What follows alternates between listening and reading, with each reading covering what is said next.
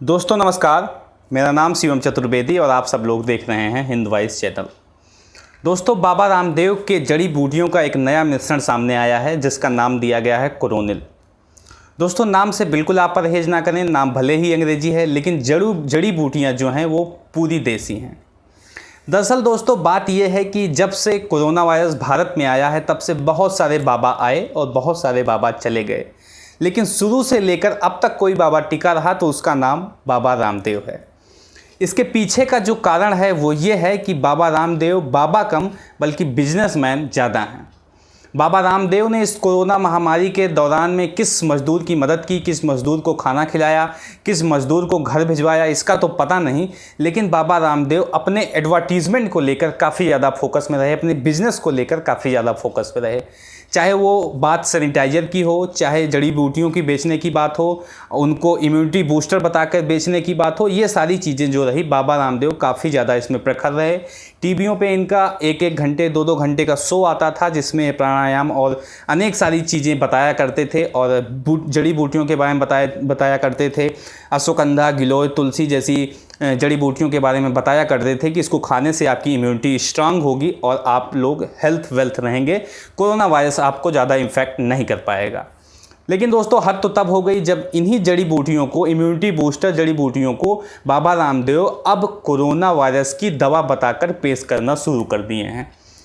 कल इनका टीवी पे 1-2 घंटे का शो आया, किसी चैनल पे 1 घंटे चला, किसी चैनल पे जहाँ पे ज़्यादा स्पॉन्सर किए थे वहाँ पे 2 घंटे का चला शो, और उसमें ये सारी चीज़ें बताई गई, सारे तथ्य रखे गए कि किस तरह से मात्र 100 लोगों के ऊपर इन्होंने रिसर्च किया और इसकी प्रामाणिकता साबित कर दी कि ये कोरोना वायरस की दवा है।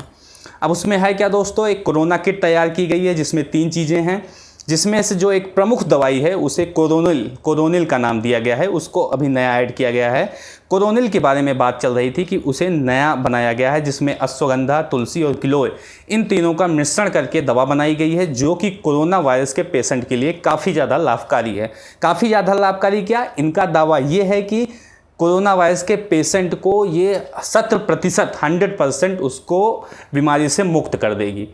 तो इनके दावे क्या हैं, दावे के तथ्य क्या हैं, इन सब चीज़ों की बात कर लेते हैं, इन सब चीज़ों को जांच लेते हैं और फिर उसके बाद देखते हैं कि आपकी क्या राय है। क्या आपको भी लगता है कि ये इनकी जो दवा है जिसको ये एक तरह से ब्रांड करके मार्केट में बेचना चाहते हैं, अपना बिजनेस करना चाहते हैं, तो क्या ये सही है कि नहीं, और सरकार का क्या रुख है, ये सबसे बड़ा सवाल होगा। तो दोस्तों इनका जो पहला दावा है मैं उसको वो आप सब लोग को बता दूं कि इनका पहला दावा है कि कोरोना किट का प्रयोग करने से मरीज 100% ठीक हो जाएगा, इनका ये दावा है। अब दोस्तों मैं आपको बता दूं कि जिन मरीजों पे इन्होंने ट्रायल किया था वो मरीज कौन थे, क्या वो क्रिटिकल केस वाले थे कि नॉर्मल सिम्टम्स के लोग थे। अगर आप क्रिटिकल केस के जो मरीज हैं उनको इस दवा से अगर आप ठीक कर देते हो तब ये दवा मानी जा सकती है कि 100% मरीजों को ठीक कर देगी। लेकिन इनके रिसर्च में जिन लोगों का यूज किया गया था, जिन मरीजों का प्रयोग किया गया था, वो क्रिटिकल केस के नहीं थे, वो नॉर्मल सिम्टम्स वाले लोग थे। और आप सब लोग को पता ही है अगर किसी के नॉर्मल सिम्टम्स है तो वो लगभग 7 से 10 दिन के अंदर अपने आप ही ठीक हो जाते हैं, बिना किसी जड़ी बूटी के खाए, बिना किसी दवा के खाए। आप नॉर्मल सिम्टम होता है तो वो अपने आप ठीक हो जाते हैं। तो ये दावा इनका निराधार है कि 100% कोरोना वायरस के पेशेंट सही हो जाएंगे। कोई तथ्य नहीं है, कोई लॉजिक इसमें नहीं है।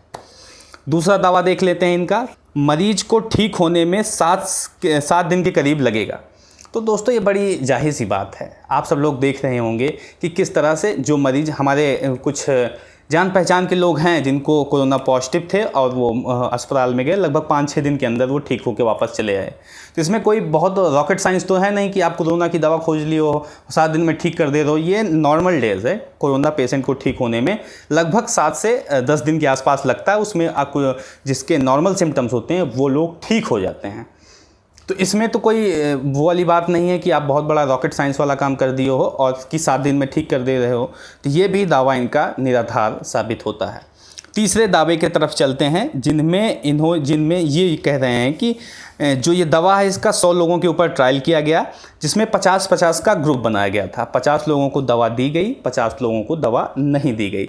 और जो 50 लोगों को दवा दी गई उसमें से 100% सब लोग ठीक हो गए और जो 50 लोगों को दवा नहीं दी गई थी उसमें से 65% ही ठीक हो पाए हैं। कहने का मतलब सीधा सीधा ये है कि ये दवा 35% ज़्यादा लोगों को ठीक करने में कारगर होगी। लेकिन सवाल फिर वहीं पे आ जाता है कि जिन लोगों पर ट्रायल किया गया था वो लोग कौन थे, नॉर्मल सिम्टम्स वाले थे कि क्रिटिकल कंडीशन वाले थे। तो जवाब एक ही है कि वो लोग नॉर्मल सिम्टम्स वाले थे, उनको कोई बहुत ज़्यादा बहुत बड़ा सिम्टम्स नहीं था कि वो वेंटिलेटर पे थे या फिर ऑक्सीजन पाइप लगी थी, ऐसा कुछ नहीं था। वो सब लोग नॉर्मल सिम्टम्स वाले थे। तो इसलिए ये सारे तथ्य जो हैं निराधार साबित हो जाते हैं। और रही बात ट्रायल की, तो ट्रायल हज़ारों लोगों पे, लाख लोगों पे, इन सब बहुत बड़ी संख्या में किया जाता है। उसके बाद किसी दवा को प्राथमिकता दी जाती है, किसी दवा को प्रमाणित किया जाता है कि ये दवा फला मर्ज़ों के लिए कारगर है, इसमें इसका प्रयोग किया जा सकता है। मात्र 100 लोगों के ऊपर ट्रायल करके ये बता देना कि ये कोरोना की दवा है, ये बिल्कुल भी कहना सटीक नहीं होगा। हाँ, आप ये भले कह सकते हो कि ये कुछ दवा हमने बनाई है, कुछ जड़ी बूटियों को मिला के इस दवा को हमने बनाया है, और आप अगर इसको लोगे तो आपको कोरोना से ठीक होने में निजात जल्दी मिल सकता है। लेकिन आप इसको अगर कोरोना की दवा बता दोगे तो ये निराधार होगा, निरर्थक होगा, कोई मतलब नहीं है। अगला दावा क्या है इनका, रामदेव ने बताया कि उन्होंने इसको बेचने की परमिशन CTRI से ले रखी है। ये भी उसी तरह दवा आधा अधूरा है, इसका भी कोई तथ्य, कोई लॉजिक नहीं है। CTRI मतलब central trial research of India जो है, ये दवा बेचने का परमिशन नहीं देता है। ये दवा ट्रायल की जाती हैं उनकी जानकारी रखता है, केवल इसका काम इतना होता है।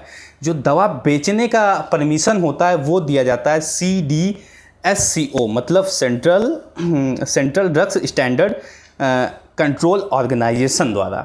इसके द्वारा किसी भी दवा को सर्टिफिकेट दिया जाता है। जब उसको बेचा जाना होता है तो उस दवा को सर्टिफिकेट दिया जाता है। अगर वो सर्टिफिकेट उस दवा को मिल जाता है, पर्टिकुलर दवा को, तो फिर उसे ले जाके आप मार्केट में बेच सकते हैं, अन्यथा नहीं।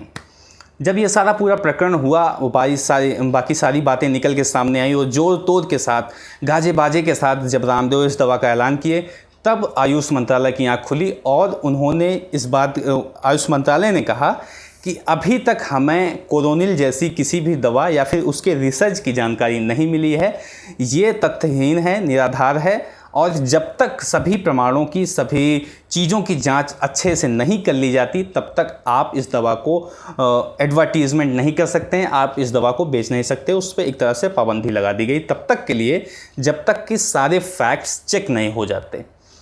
तो ये आयुष मंत्रालय का कहना है दोस्तों। तो इस तरह की बात करना, इस तरह से केवल एक इम्यूनिटी बूस्टर को आप कोरोना वायरस की दवा बचा के बेचना, ये कहाँ से सही है, किस तरह से सही है, बिल्कुल निराधार बात है। तो दोस्तों, मैं आप सब लोग को बता दूं कि हमारे यहाँ, हमारे देश में कानून भी है। अगर आप किसी दवा को गलत तरीके से प्रचार करके उसको बेच रहे हो तो आपको सज़ा हो सकती है, आपके ऊपर केस चल सकता है। तो रामदेव ने तो ऐसा किया है, भले ही आयुष मंत्रालय ने उन पर नियंत्रण लगा दिया है, लेकिन आने वाले समय में क्या होगा उसका तो कुछ पता नहीं चल रहा है। तो केवल ये बिज़नेस का एक सेटअप है, एक बिज़नेस जनरेट करने का तरीका है, इससे ज़्यादा और कुछ नहीं। एक बिज़नेस आइडिया है, पैसे कमाने का जरिया है, लोगों को मूर्ख बना के। और बाकी आप लोग अगर गिलोय, तुलसी और अश्वगंधा जैसी चीज़ें ले रहे हैं, और जो आयुष मंत्रालय द्वारा कुछ गाइडेड चीज़ें हैं, जैसे दालचीनी और ये सारी चीज़ें जो एक काढ़े वगैरह में हम लोग यूज करते हैं, तो ये सारी चीज़ें ले रहे हैं, तो आपको ऐसी किसी भी कोरोनिल जैसी दवा लेने की ज़रूरत नहीं है, ये मेरा मानना है। बाकी रही बात बाबा रामदेव जी की, तो इनके बारे में आप सब लोग जानते हैं, ये कितने झूठ बोलते हैं, कितने ज़्यादा इनके झूठ कितने ज़्यादा पकड़े गए हैं, इसकी कोई व्याख्या करने की ज़रूरत हमें नहीं है। आप सब लोग को भली बातें पता होंगी। अभी कुछ दिन पहले ही जैसा कि इन्होंने कह दिया था कि जो पतंजलि का सैनिटाइज़र है वो डेटॉल के सैनिटाइज़र से सस्ता है। बाद में जब चीज़ों की जांच हुई तो पता चला कि डेटॉल का सैनिटाइज़र ज़्यादा सस्ता है। इसी तरह कभी ये कहते हैं कि नाखून रगड़ने से बाल सफ़ेद नहीं होंगे, बाल काले हो जाएंगे। ये सारे बहुत इनलॉजिकल इनके फैक्ट्स बहुत सारे रहते हैं, जिसका कोई लॉजिक नहीं बनता। काफ़ी सारी चीज़ें अच्छी भी हैं जिनको पूरे देश ने स्वीकारा है, जिनको पूरे देश ने स्वीकार किया है, पूरे देश ने मान्यता दी है, वो सारी चीज़ें अच्छे खासे पैमाने पे चल भी रही हैं। लेकिन इस तरह का जो प्रचार और प्रसार बाबा रामदेव द्वारा किया जा रहा है, ये किसी भी तरीके से सही नहीं है, किसी भी तरीके से आप इसको जस्टिफाई नहीं कर सकते हैं दोस्तों।